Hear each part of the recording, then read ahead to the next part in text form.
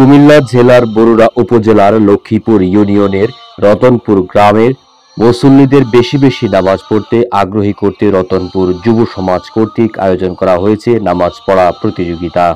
যারা নিয়মিত নামাজ পড়বে এবং প্রতি মাসে যারা সর্বোচ্চ নামাজ পড়বে এমন 5 জনকে দেওয়া হবে উপহার।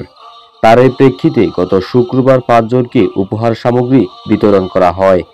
এই প্রতিযোগিতায় প্রথম হয়েছেন মোহাম্মদ সাফায়াত হোসেন, পিতা আমিনুল ইসলাম; দ্বিতীয় মাজহারুল ইসলাম ফাহিম, পিতা সাইফুল ইসলাম স্বপন; তৃতীয় ফজলে রাব্বি, পিতা কেফায়েতুল্লাহ; চতুর্থ মোহাম্মদ ফাহিম মজুমদার, পিতা ইসরাফিল মজুমদার এবং পঞ্চম স্থান অধিকার করেছেন অনিক হাসান, পিতা ফয়সাল ব্যাপারী।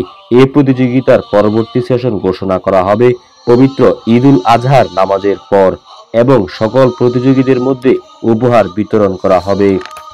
মাদক সেবন বন্ধ করা, ধর্মভীরুতা এবং পরকালে জান্নাত লাভের আশায় এমন আয়োজন চলমান রাখা অত্যন্ত প্রয়োজন বলে মনে করছেন ধর্মপ্রাণ মুসল্লিগণ।